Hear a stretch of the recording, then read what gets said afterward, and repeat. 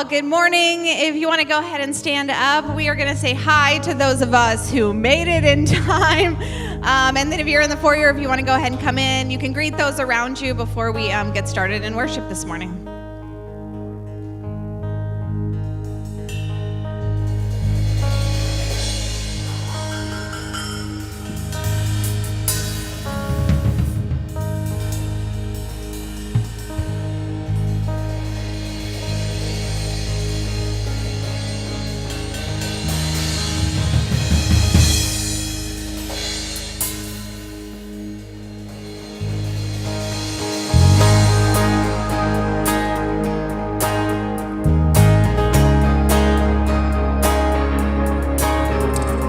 Come on, this morning we're going to declare that there's nothing that our God can't do. Sing it out, just one word. Just one word. You calm the storm that surrounds me. Just one word. The darkness has to retreat. Yeah.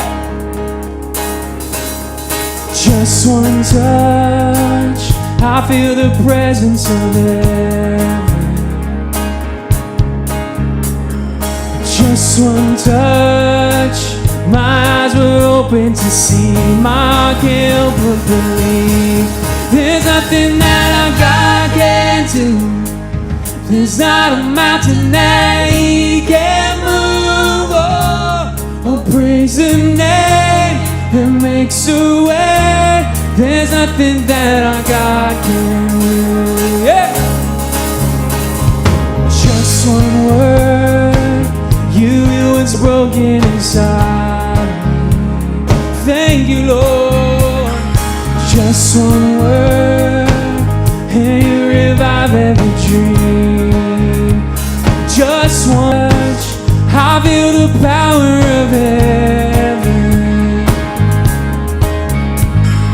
Just one touch, my eyes were open to see. My heart can't help but believe. Oh, there's nothing that our God can't do.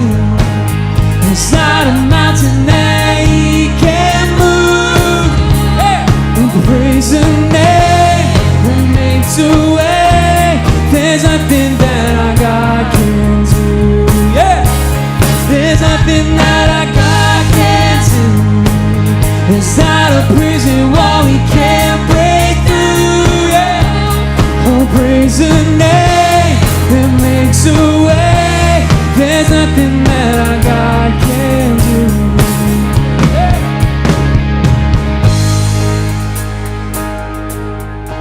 Come on, we're going to declare, I will believe for greater things. I will believe for greater things. There's no power like the power of Jesus. Let faith arise, let all agree. There's no power like the power of Jesus. I will believe for greater things. There's no power like the power of Jesus. Let faith arise, let all agree. There's no power like the power of Jesus. I will believe for greater things. There's no power like the power of Jesus. Let faith arise, let all agree. There's no power like this power. There's nothing that our God can't do. There's not a mountain that He can't move. Oh, praise the name that makes a way. There's nothing that our God can do. Yeah, there's nothing that our God can do. There's not a prison wall He can't break through. Yeah, oh, praise the name that makes a way. There's nothing that our God can do. Yeah.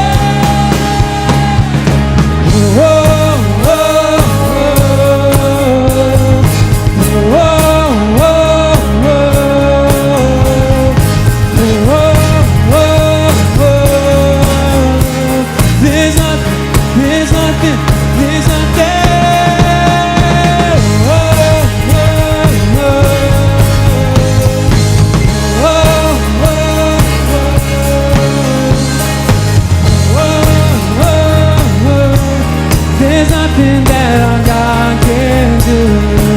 Come on, let's give him a shout of praise this morning. Thank you, Lord.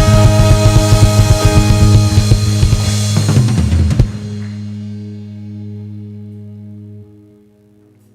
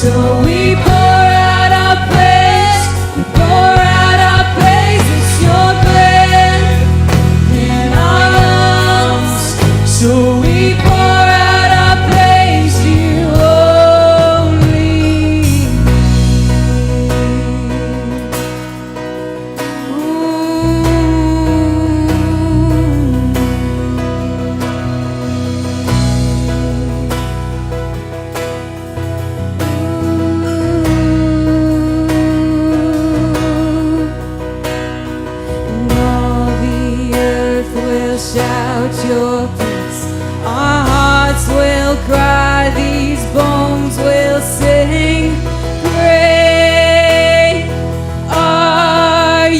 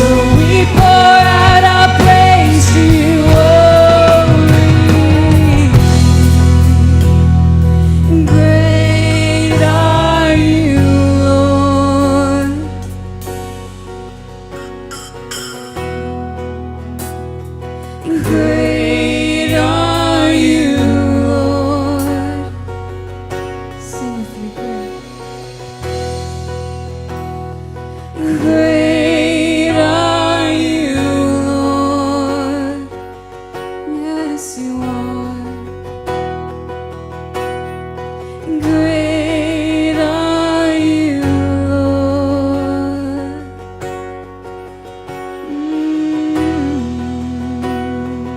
Great are you, Lord.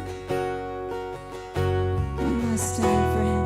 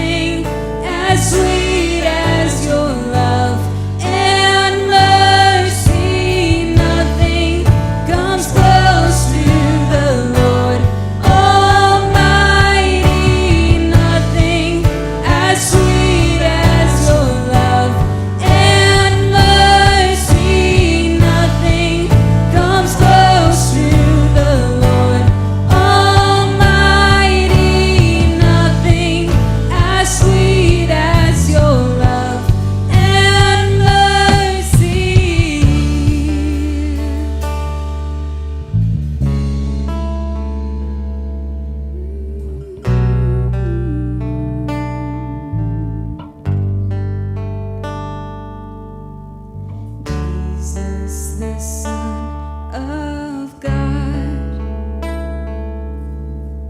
hung on a cross to die. Not even death itself could hold you down. So you rose to life, such an awesome God, so mighty, so holy, so wonderful. Such an awesome God, so selfless, so generous, so faithful you are. Such an awesome God, so mighty, so holy, so wonderful. Such an awesome God, so selfless, so generous, so faithful you are. Such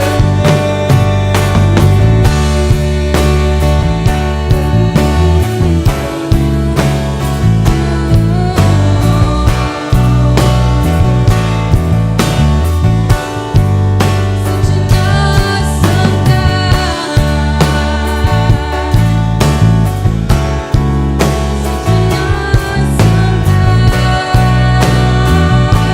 Come on, let's give him a shout of praise this morning. Thank you, Lord.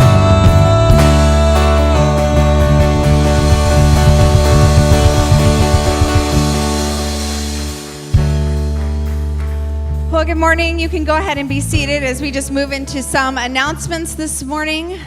First up, if you are new or newer in the room, we have our Connect card that you can fill out. We have a free gift for you if you turn that in at the Connect window out in the foyer, so we can just get to know you, get your information so that we can connect in any way that you're comfortable with. And so make sure that you fill that out and turn it in. Next up today is our Sunday suppers, which we do, a group of us, whoever wants to, after service. We go and eat together. It's simple. We get food. You can stay as long or as little as you want.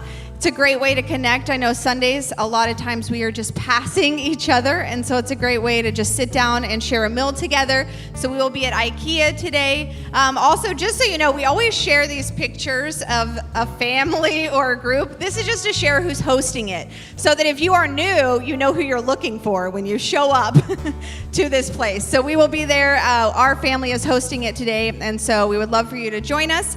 Next up, we have our summer circles, which are our small groups here that have started. And so if you are looking to get more connected, if maybe you want to join a group, we have several. We have ones that serve together. We have circles that just social circles where we hang out. There's a sports one. There's different ones where we do fun things together. And then we have our study circles where we dive into the Word of God together. And so if that's something you're interested in, you can scan the QR code. You can also just go to our website and see the different lists and options there, and you can contact the small group leader. And so you can go ahead and do that.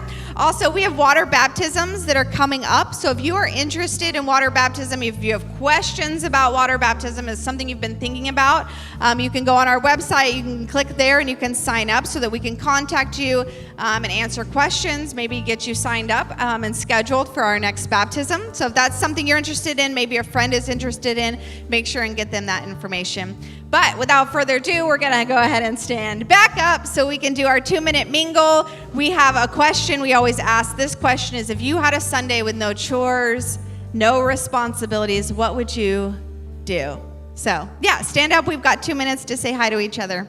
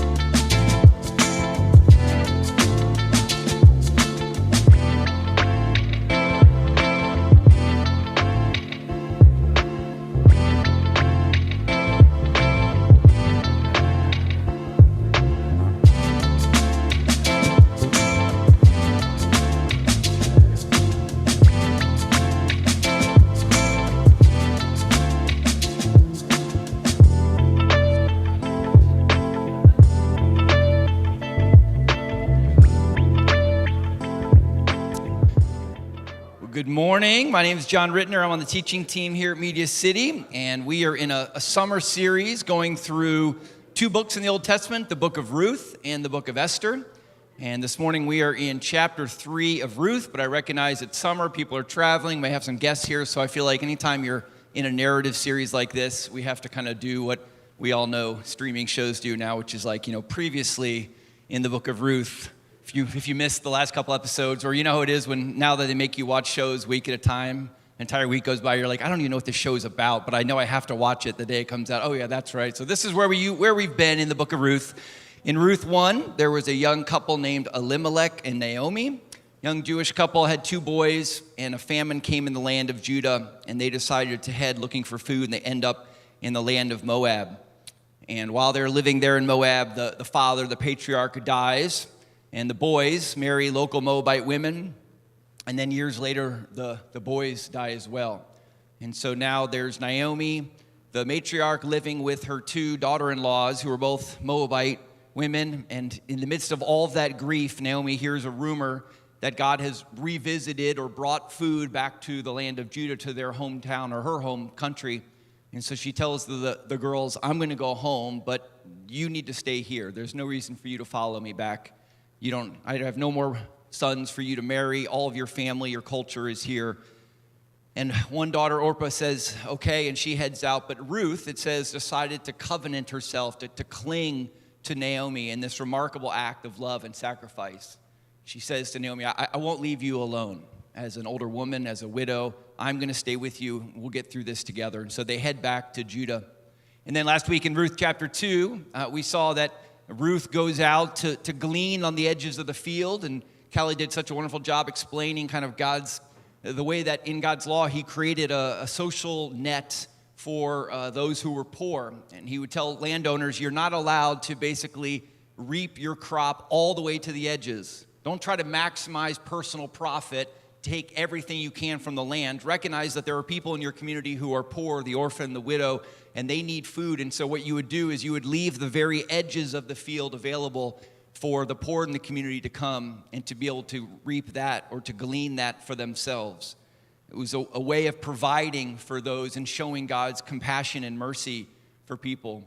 And so Ruth goes out and does that, and she's gleaning on the edges of a field and realizes that the field that she's gleaning in belongs to a man named Boaz. And Boaz meets her and says, oh, I've heard about you. I've heard about this remarkable thing you did for your mother-in-law, how instead of just going home and looking out for your own self-interest, you actually covenanted to stay with this woman. And everyone's talking about that love that you showed. And he says, stay in my field. I'll make sure to protect you. Stay amongst those who are harvesting here. So that night, Ruth goes home and tells her mother-in-law, Naomi, you're not going to believe what happened. This man had heard about me, and he showed compassion to me, and he says he wants me to stay in his field. And Naomi goes, wait a minute, his name's Boaz? I think my husband was related to him. He actually has the potential to take you on as a wife, and that could be our way out of poverty. And so we're going to learn a little bit about the cultural dynamics of how that would happen today, but chapter 2 ends with this significant revelation that Boaz is related to Elimelech and therefore might potentially be able to show favor to Ruth and Naomi. The key term so far that we've talked about for 2 weeks is this Hebrew word hesed, which translators have had a hard time putting into English. Some have called it loving kindness. Some have called it steadfast loyalty. Others, loving commitment. We've said that these are kind of like clumsy English terms for something that is so profound. And part of why is because the reason hesed is so hard to define is because it's not something you talk about, it's something you do. It's almost easier to point to it when you see it than it is to put it into words. And so Bible translators have had a hard time coming up with succinct ways of saying something so profound. And it's almost as if the book of Ruth is going, let's stop trying to define it. Let's just look at a story where it happens. You'll know it when you see it. Hesed love is the commitment to put someone else and their needs before me and my needs. It's part of chapter 1, we saw the word hesed attributed to this foreign woman, Ruth, this Moabite, a tribe that were enemies of God. An enemy of God expressed the character of God. That's part of what was so remarkable in chapter 1. And then in chapter 2, we saw how Boaz began to reflect similar love back. And now in chapter 3, we're going to see how he's going to come full circle and kind of give his own full expression of Hesed love back to Ruth in the same way that she showed it to Naomi. So we're going to read the whole chapter as we've been doing in this series, and we'll just kind of pause along the way. Anytime you're reading an ancient, contemporize this text, we want to understand what was actually happening there. So we'll kind of pause along the way and make sure we understand some of the ancient details. Ruth chapter 3. One day, Ruth's mother-in-law, Naomi, said to her, "My daughter, I must find a home for you where you will be well provided for. Now, Boaz, with whose women you have been working, is a relative of ours. Tonight, he will be winnowing barley on the threshing floor. Wash, put on perfume, and get dressed in your best clothes. Then go down to the threshing floor, but don't let him know that you are there until he has finished eating and drinking. And when he lies down, note the place where he is lying, and then go and uncover his feet and lie down, and he will tell you what to do." "I will do whatever you say," Ruth answered. So she went down to the threshing floor and did everything her mother-in-law told her to do.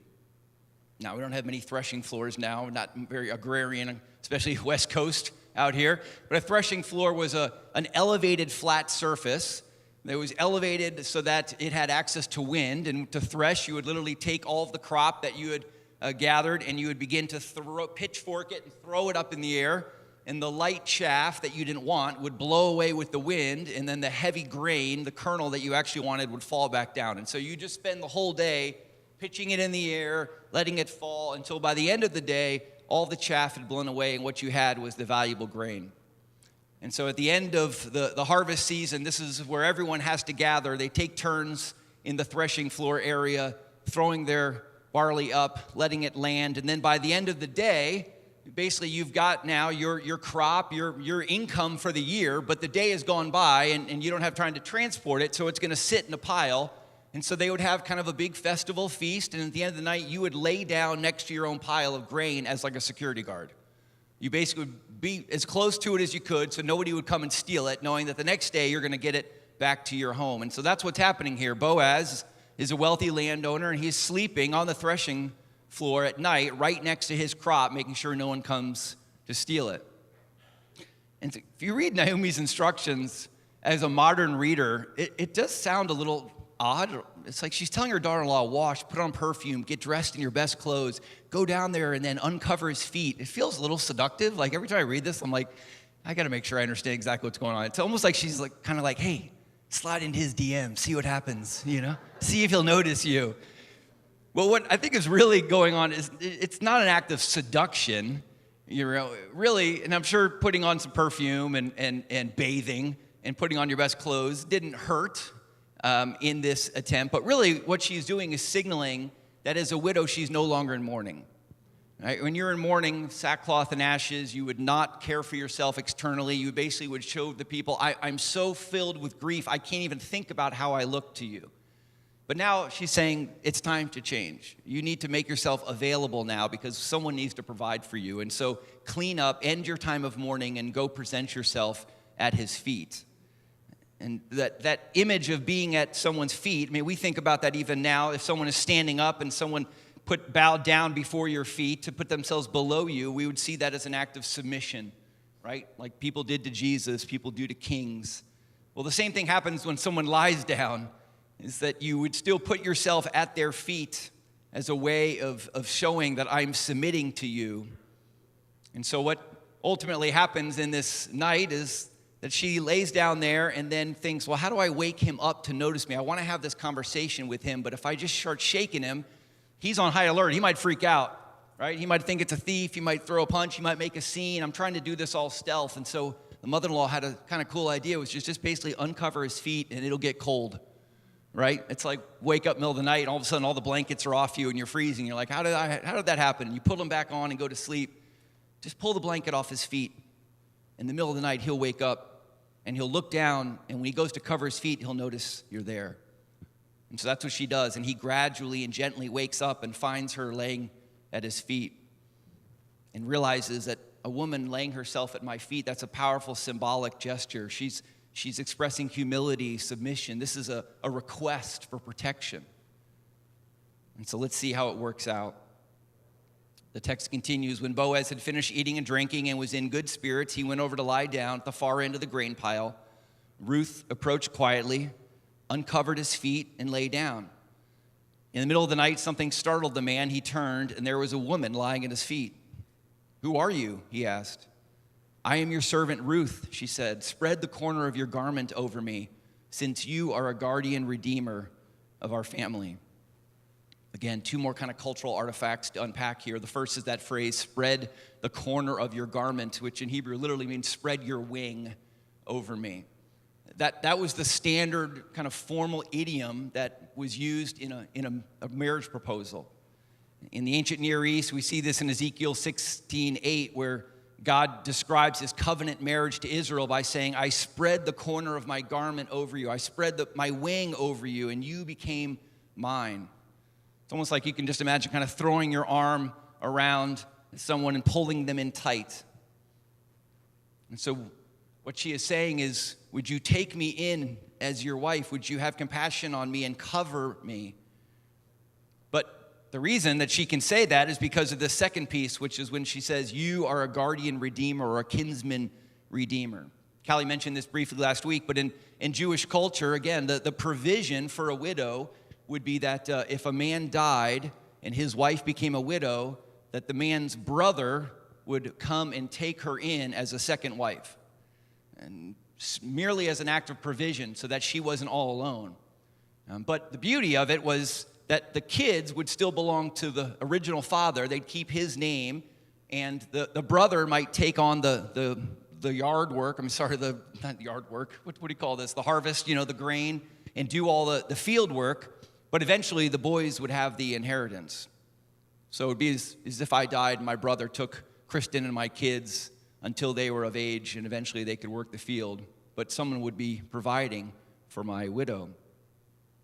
And so the relative who could do that was called the guardian or the kinsman redeemer. It was a form of family adoption that provided for widows and orphans as an expression of mercy. Again, part of God creating a law to say, how do we care for each other as a collective society? Let's make sure no one is left alone.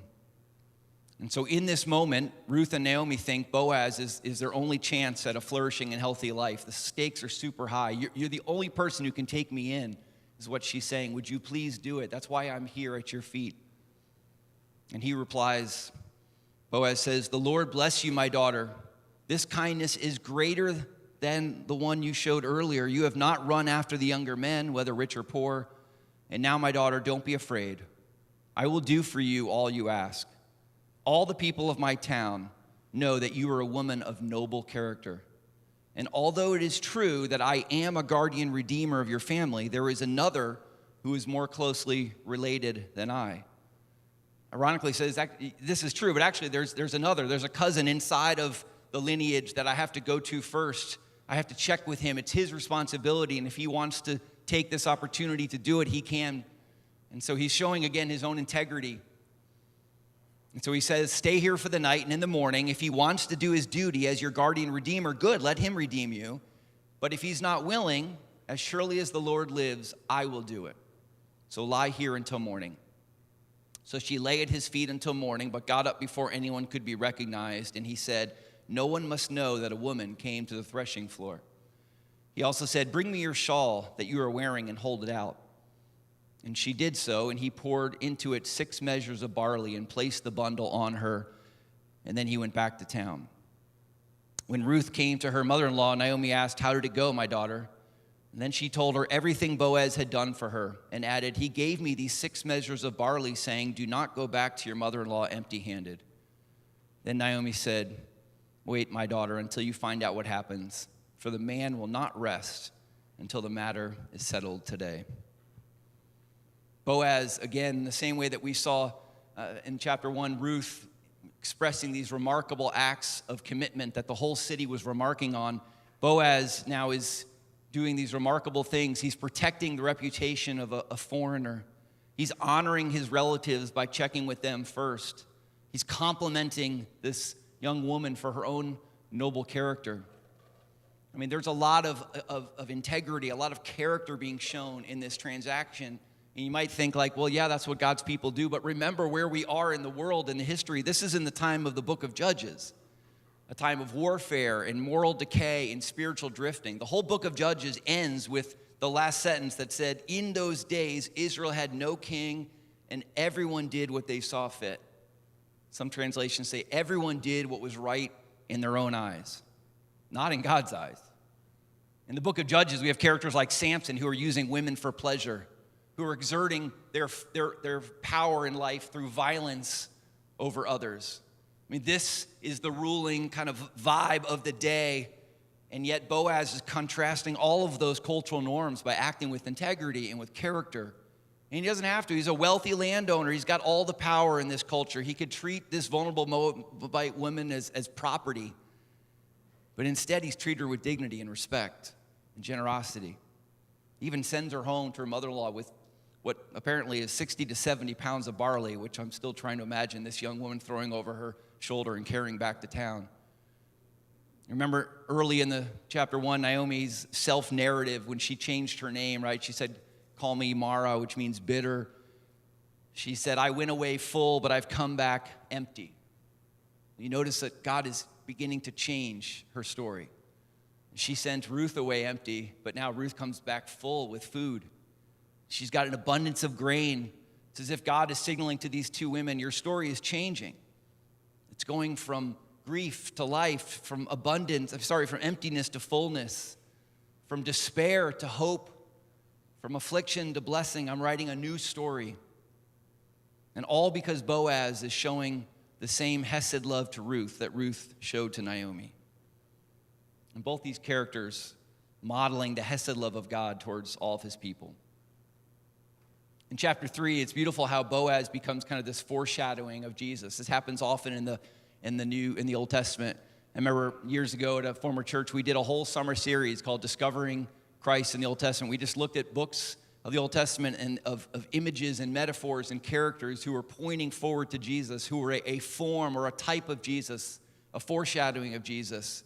And here Boaz is kind of fulfilling this role of Jesus, preparing the Jewish people for the Messiah who will come. He's extending grace to outsiders. Colossians 1 will say that we were once alienated from God. We were enemies in your minds because of your evil behavior. But now God has reconciled you by Christ's physical body through death to present you holy in his sight, without blemish and free from accusation. What Boaz does to rescue Ruth is exactly what Jesus does to rescue us. He meets us as helpless outsiders, enemies of God, it says, because of our sinfulness. And he offers to adopt us, to cover us under his wing of care and protection. And Boaz is prefiguring this sort of care that will be modeled by Jesus, often to women on the margins of society, women who have medical issues, women who have been caught in sin and have been shamed. And Boaz is going to express God's hesed love to the marginalized, to the oppressed, to the poor, to the refugee, to those who are God's enemies, are still worthy of love. But maybe the most significant Christ imagery, especially in Ruth here, is how Boaz prefigures Jesus as this kind of kinsman redeemer. The idea that you have to be redeemed by someone that you're related to. And Jesus takes on human flesh in the incarnation so that he can be related to us. He becomes one of us. He becomes part of humanity in order to redeem us.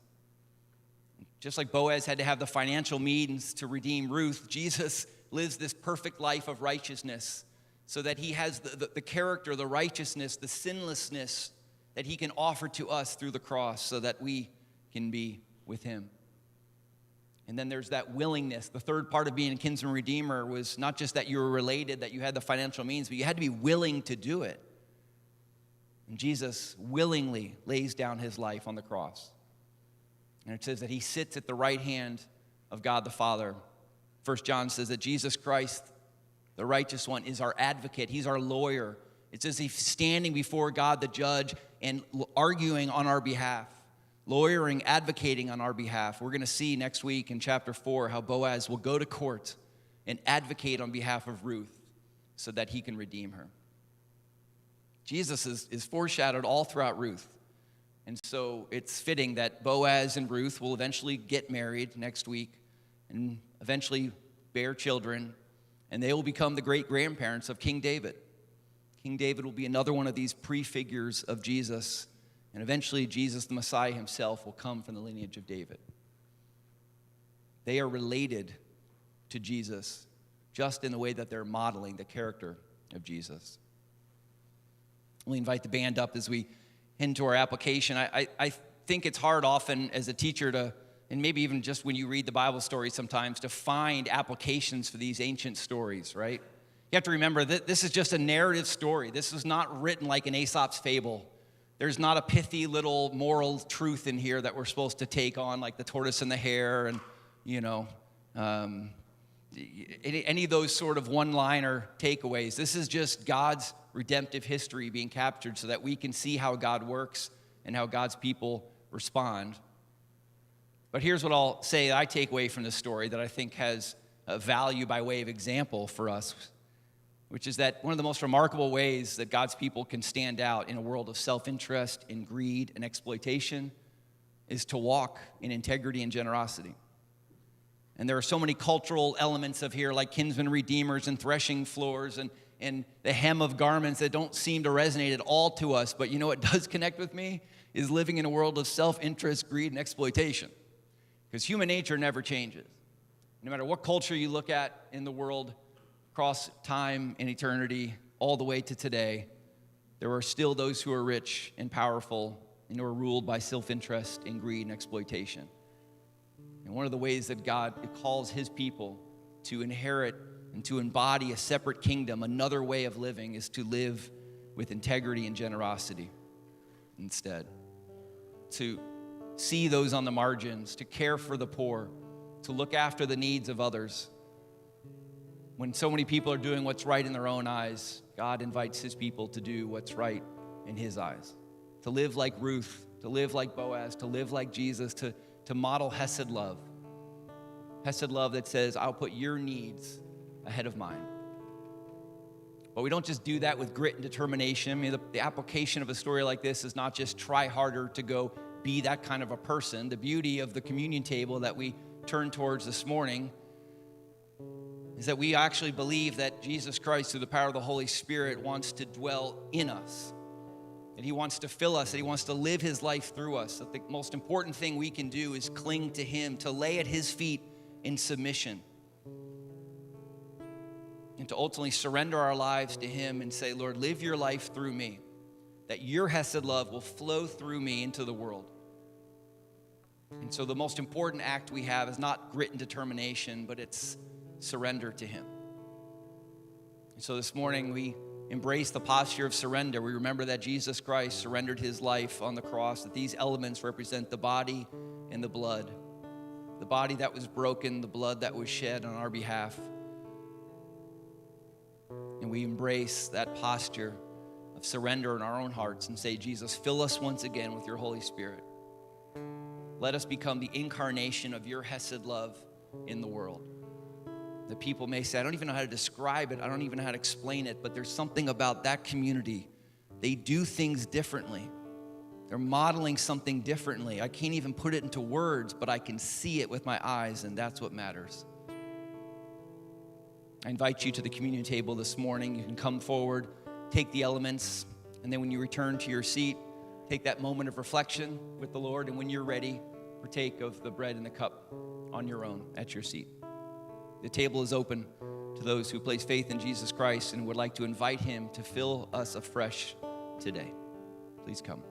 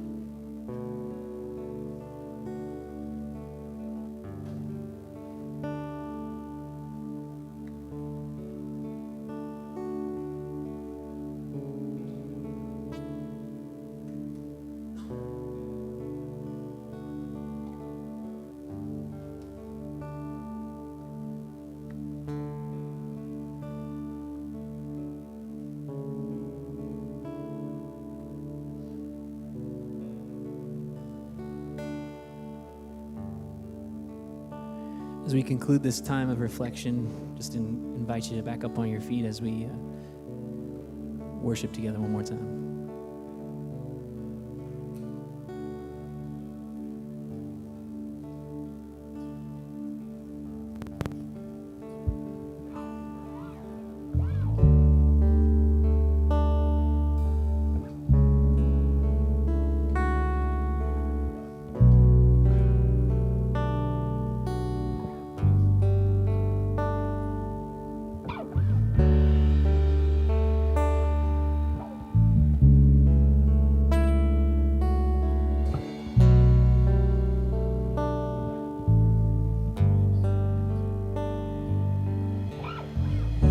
Call the sun to rise. You lay it down to rest. You hold this heart of mine. You hold my every breath. Such an awesome God, so mighty, so holy, so wonderful. Such an awesome God, so selfless, so generous, so faithful you are. Seated in majesty, reigning in holiness. The table is set for me. For you are the living bread. Such an awesome God, so mighty, so holy, so wonderful. Such an awesome God, so selfless, so generous, so faithful you are. Nothing comes close to the Lord Almighty. Nothing as sweet as your love and mercy. Nothing comes close to the Lord Almighty. Nothing as sweet as your love and mercy. Nothing comes close to the Lord Almighty.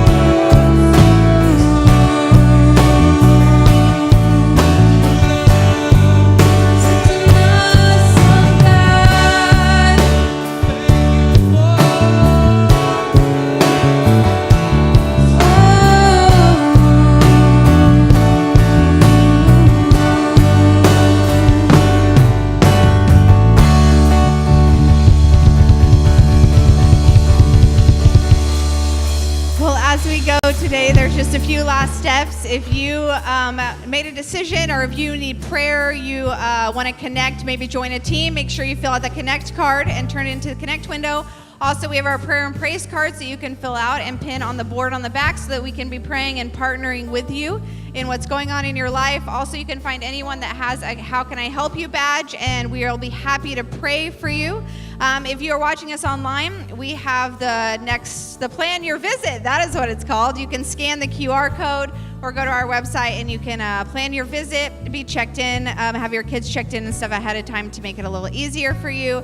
Also, if you're giving today, thank you for your generosity. We have our giving hanging boxes on the back when you walk out the doors in the foyer. You can also give online or through mail or on our app. So have a great Sunday. Also, make sure to join us for Sunday supper at IKEA so we can hang out, maybe get to know you a little better. But what God has done in us today, what He do through us and beyond us today. We love you.